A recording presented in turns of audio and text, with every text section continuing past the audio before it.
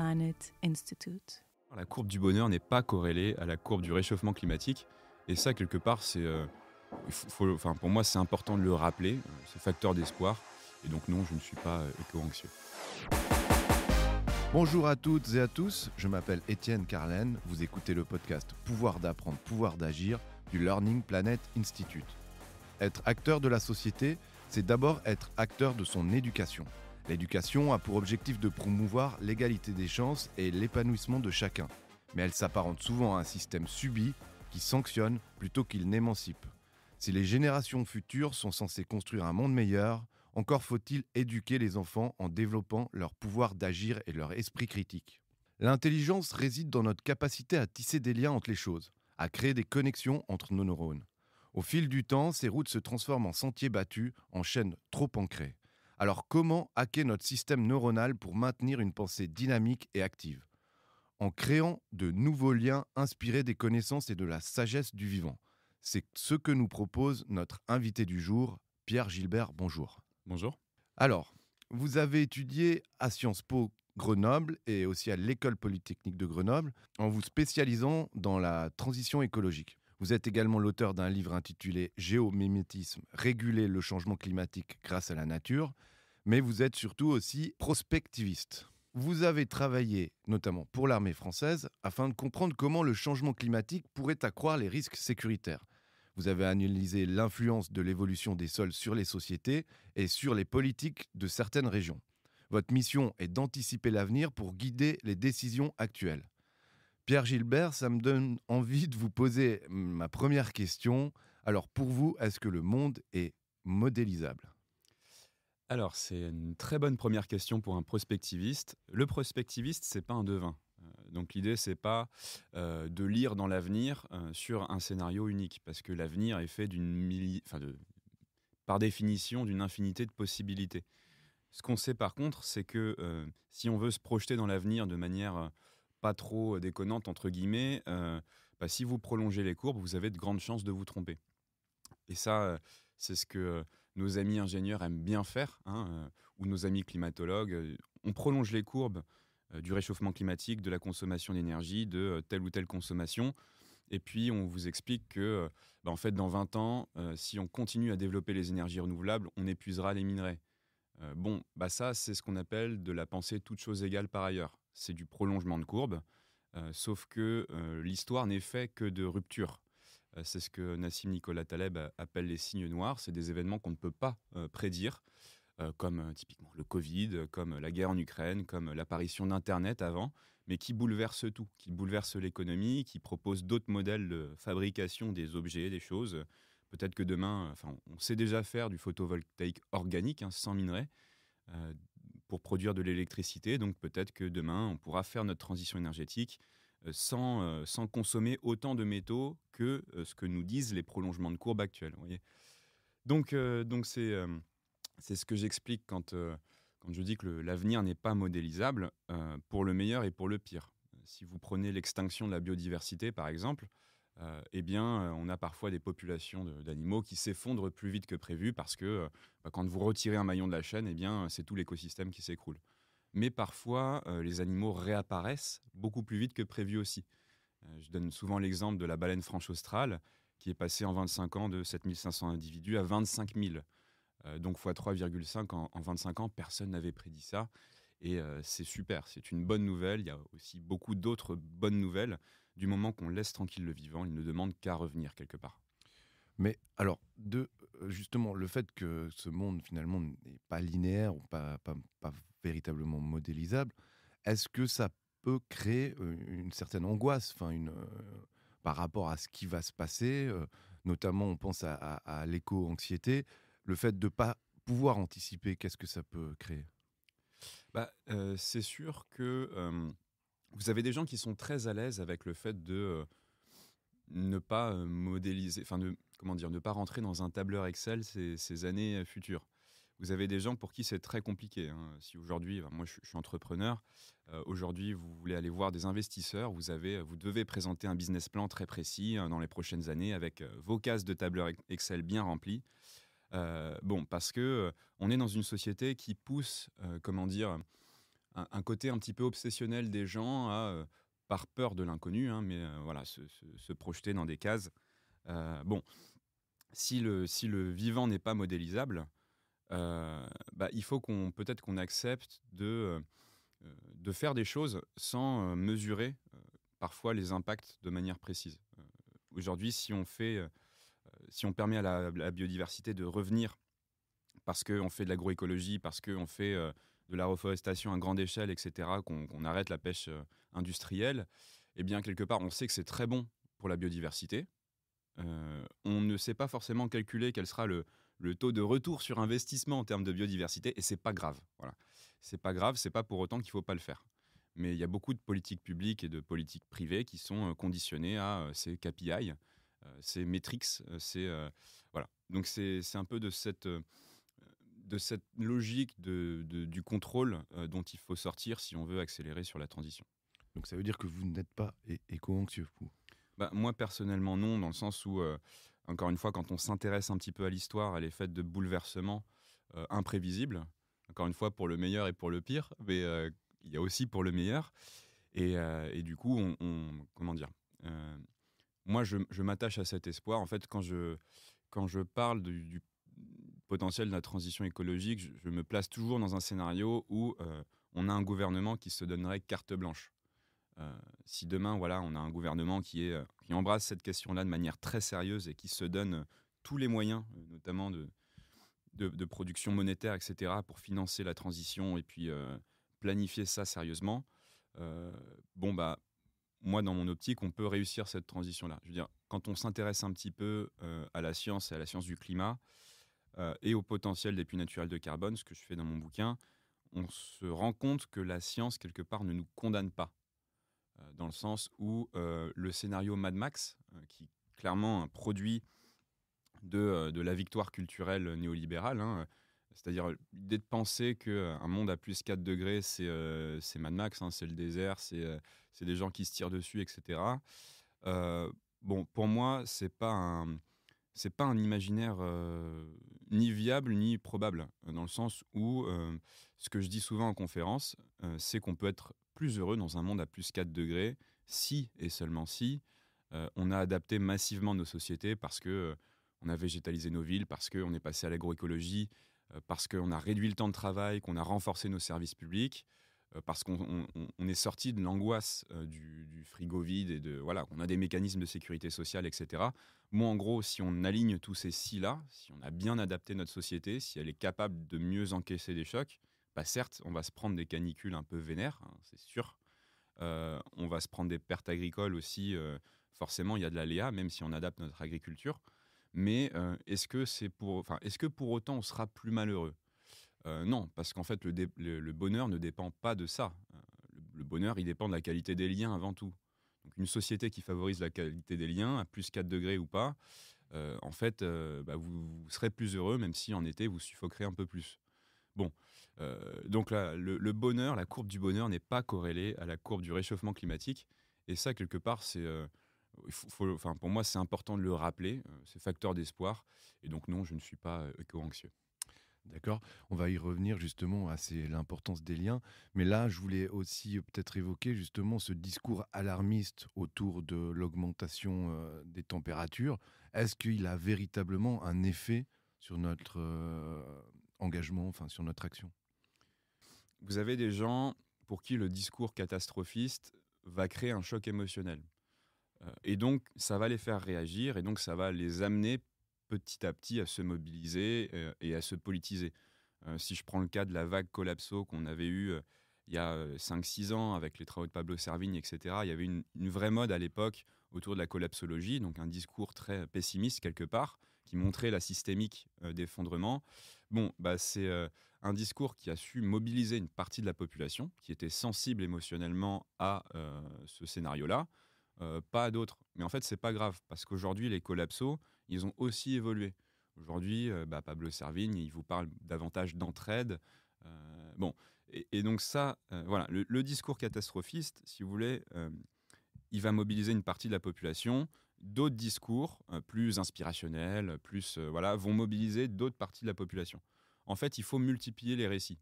Il n'y a pas un récit commun qui va parler à tout le monde. Les gens sont sensibles à des choses différentes. Moi, si vous me parlez, si vous essayez de me convaincre de la transition écologique par l'art avec une espèce de pièce de théâtre engagée et tout, ça va rien me faire. C'est pas mon moteur. Mais par contre, si vous me parlez de biomimétisme, du fait que la coquille de l'ormeau, par exemple, est aussi solide que le blindage avant du Charles Leclerc à épaisseur égale et qu'elle est faite que de calcaire et que ça peut nous inspirer pour sortir des métaux et de leurs émissions, ça va me passionner. Mais parce que c'est un récit plutôt scientifique qui va titiller en moi des ressorts émotionnels qui sont issus de ma petite enfance où je regardais plein de documentaires, où je suis issu d'une famille d'ingé. Bon, très bien. Mais il y a d'autres personnes pour qui c'est la pièce de théâtre qui va provoquer l'épiphanie quelque part.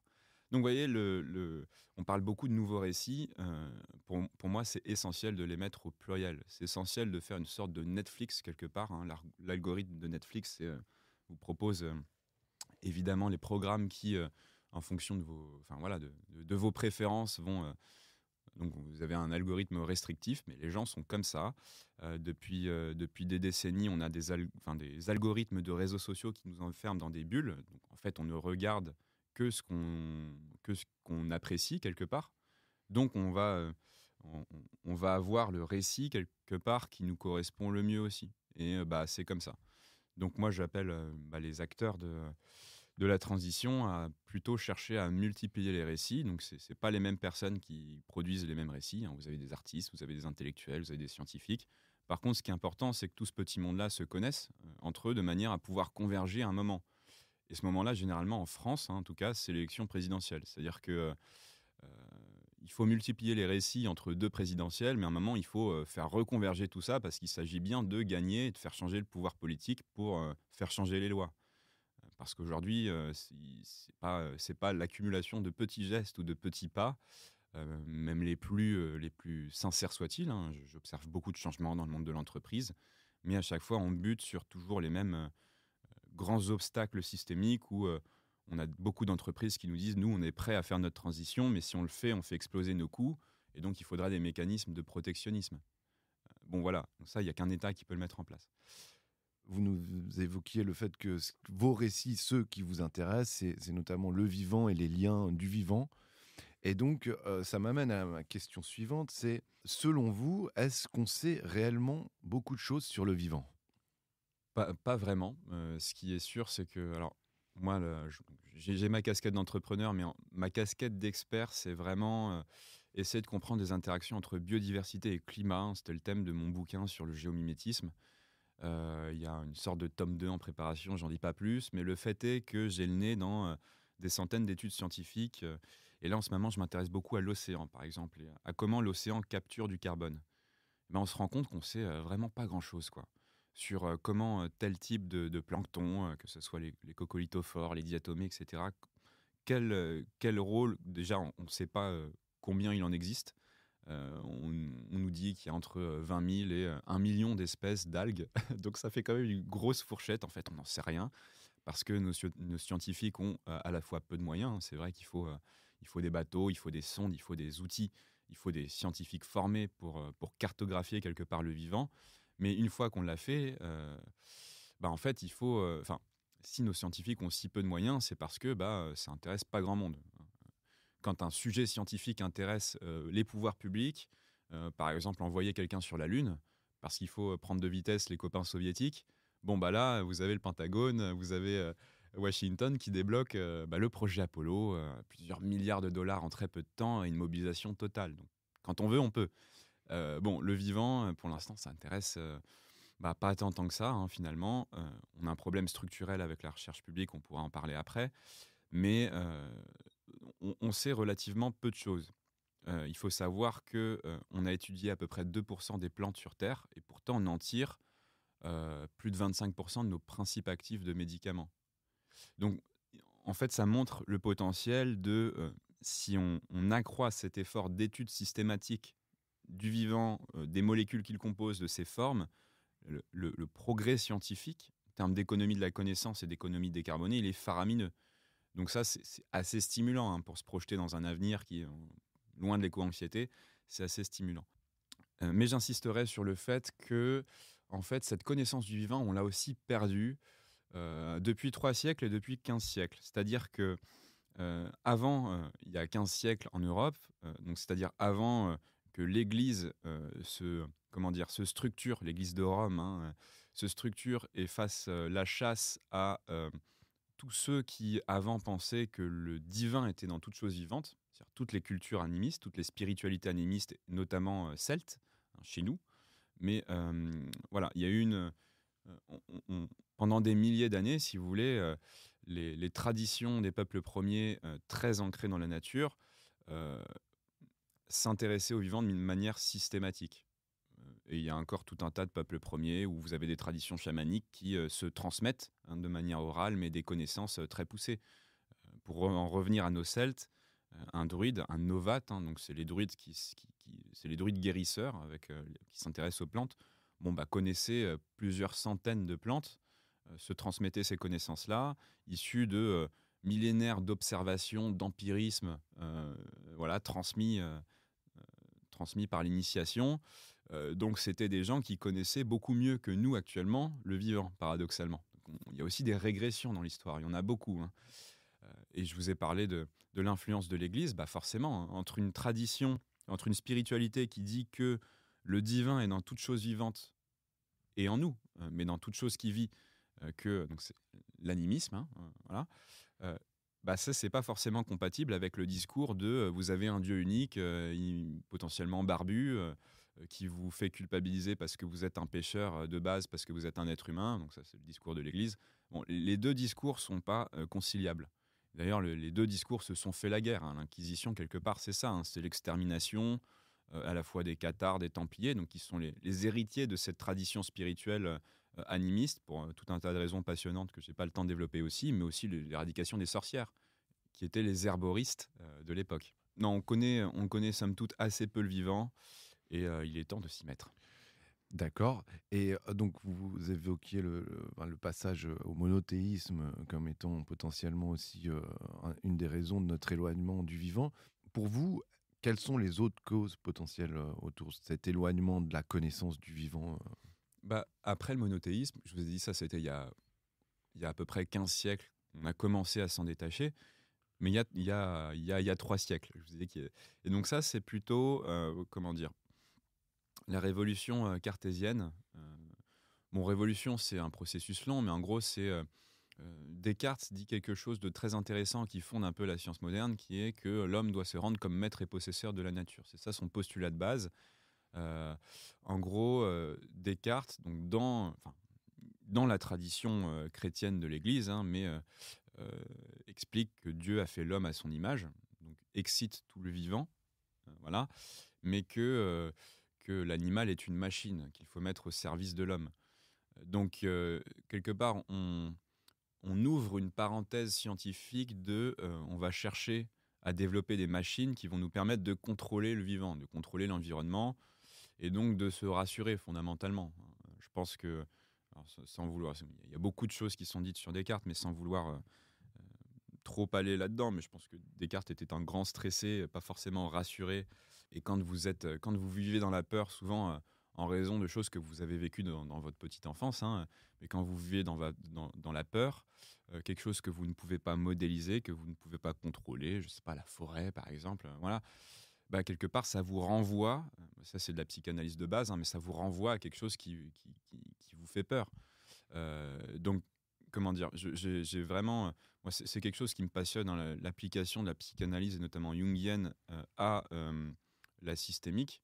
Mais en gros, pour moi, depuis 3 siècles, l'humanité occidentale, entre guillemets, est rentrée dans une logique de contrôler par les machines, alors ce que les marxistes appelleraient le développement des forces productives, mais tout ça c'est un peu la même chose, c'est-à-dire que on va retirer les arbres dans les champs pour que tout soit bien propre, bien contrôlé, qu'on puisse contrôler nos variables d'engrais, de pesticides, etc. Vous voyez, c'est toujours la même logique d'éloigner la nature, d'éloigner le vivant, parce que le vivant n'étant pas modélisable, le vivant fait peur.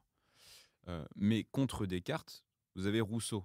Rousseau, il vous dit à peu près l'inverse de Descartes. Il vous dit que l'homme est naturellement bon, c'est la société qui le pervertit, hein, bon sauvage, etc. Mais l'homme est naturellement bon parce qu'il appartient au vivant et que le divin est dans toute chose vivante. Rousseau renoue quelque part avec les traditions animistes. Et ce qui est intéressant, c'est que Rousseau triomphe quelque part grâce à la Révolution française où les Jacobins, enfin les montagnards jacobins, en fait, sont les traducteurs politiques des textes de Rousseau. Robespierre était un fervent lecteur de Rousseau. Et dans la Révolution française, on a beaucoup de choses qui sont très animistes et très naturalistes. C'est assez, on rebaptise tous les jours, on les débaptise des saints et on les rebaptise le jour du poireau, le jour du pommier, etc. Enfin, voilà. Pareil pour les mois qui sont rebaptisés en événements météorologiques, pluviose, fructose, fructidor, ventose, etc. On a ce fameux culte de l'être suprême qui est un être naturaliste. On a une histoire ambiguë en France qui est à la fois entre cette lutte cartésienne judéo-chrétienne et cette tradition naturaliste, animiste, quelque part démocrate aussi. Donc c'est une histoire qui est passionnante. Pourquoi, à votre avis, la science et notamment la recherche ne produisent pas de connaissances, ou en tout cas ne vont pas suffisamment loin dans les connaissances du vivant? Pour répondre à cette question, il faut déjà comprendre que le vivant, il apparaît grosso modo il y a 3,8 milliards d'années avec les premières cyanobactéries. Pendant 2 milliards d'années, vous avez une sorte de stagnation de ces bactéries-là et ensuite une explosion de la diversité du vivant depuis à peu près 1,2 milliard d'années. Mais une telle explosion du vivant, une telle multiplication et une telle sélection naturelle que c'est comme si, vous savez, pour les êtres humains, il y a beaucoup d'innovations scientifiques qui ont lieu pendant les guerres, parce qu'il y a une mobilisation générale de la société et les moins avancés disparaissent. La Deuxième Guerre mondiale, ça a donné Internet, les moteurs à réaction, l'optimisation des ondes radio, beaucoup de choses qui font notre monde aujourd'hui. Mais c'était vraiment en l'espace de 4 à 5 ans qu'on a eu ce bond technologique, pour le pire. Mais il faut se dire qu'en 1,2 milliard d'années d'évolution, pour chaque espèce, c'est un rythme d'innovation qui est le même que la guerre mondiale pour l'humanité. Pourquoi ? Parce que une espèce qui est mal adaptée, un individu d'une espèce qui est mal adaptée, il est tout de suite dégagé, il est tout de suite bouffé, il est tout de suite... Donc, si vous voulez, le processus de sélection naturelle fait que chaque espèce va être sélectionnée quand même relativement très vite à l'échelle de l'histoire pour être le plus adapté possible à son environnement et surtout pour dépenser un minimum d'énergie, pour un maximum d'efficacité, un maximum de robustesse aussi. Mais en gros, c'est exactement ce dont on a besoin, nous, pour réussir notre transition énergétique. Un maximum d'efficacité, c'est-à-dire que pour une unité d'énergie dépensée, j'ai un maximum d'effet sur le réel, et un maximum de robustesse, parce que il faut que je puisse me prendre des coups en ayant un peu de réserve. Vous savez par exemple que vos organes, ça c'est Olivier Amand qui le montre très bien, mais vos organes, vos enzymes dans vos organes, elles sont optimisées à 40 degrés. C'est-à-dire que à 40 degrés, vous avez une énorme fièvre. Vous vivez à 37 degrés. À 37 degrés, vos enzymes, elles fonctionnent à une toute petite proportion de ce qu'elles peuvent fonctionner.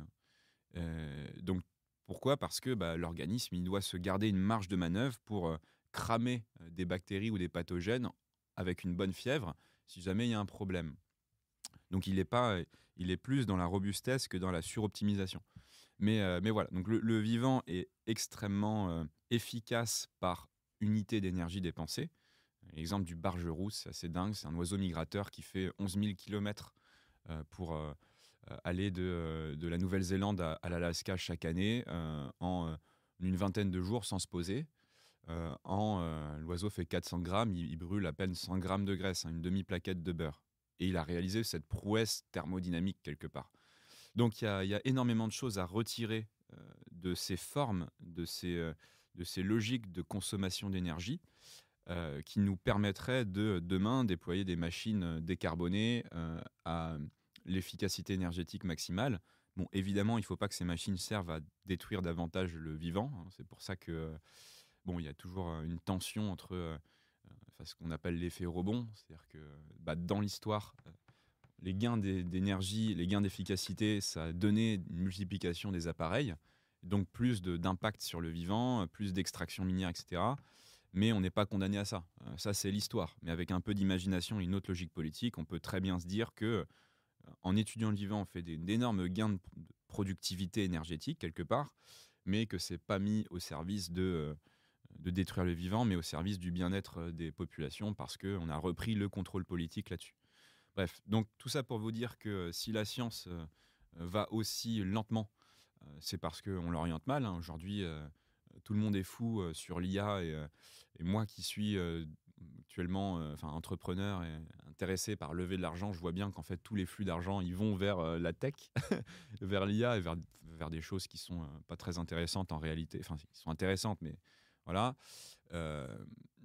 Mais parce que vous avez aussi beaucoup d'investisseurs, beaucoup de gens qui sont très bien positionnés dans la société, qui ont aussi une âme d'enfant et qui veulent jouer au Lego.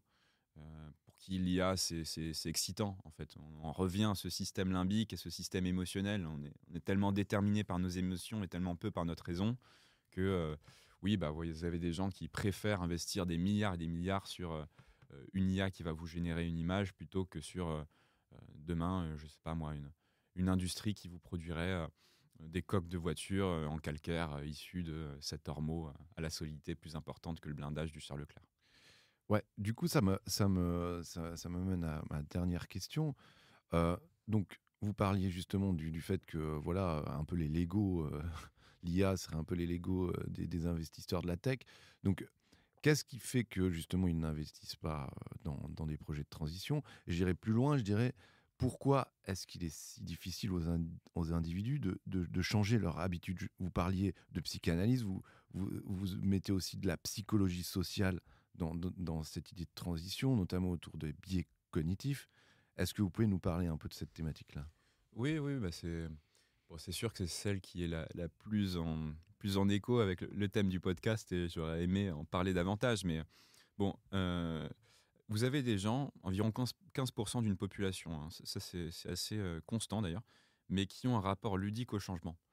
C'est-à-dire que si vous leur dites, demain on va changer la règle du jeu, on va essayer de consommer moins, on va essayer de consommer différemment, ils vont trouver ça ludique, marrant, et ils vont s'y mettre. Vous avez des familles comme ça qui sont hyper partantes pour des programmes pionniers d'isolation thermique, qui sont suivis par des collègues de Sciences Po Grenoble d'ailleurs. Enfin, c'est très intéressant. Donc ça, c'est 15% d'une population qui sont d'un profil pionnier dans l'innovation. Et en fait, vous retrouvez un peu la même chose en fractal au niveau des entreprises. Vous avez 15% des boîtes qui ont envie d'expérimenter des trucs, grosso modo, qui ont fait des fresques du climat avant tout le monde, qui ont fait des plans RSE, qui essayent de faire de l'économie circulaire. Bon, vous avez toujours 15% de pionniers. De l'autre côté du spectre, vous avez 15% de gens qui sont extrêmement réfractaires au changement.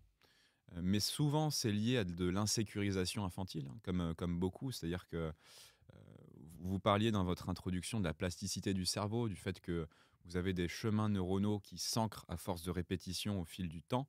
Mais en fait, cette plasticité, elle est énorme durant les 7 premières années de la vie.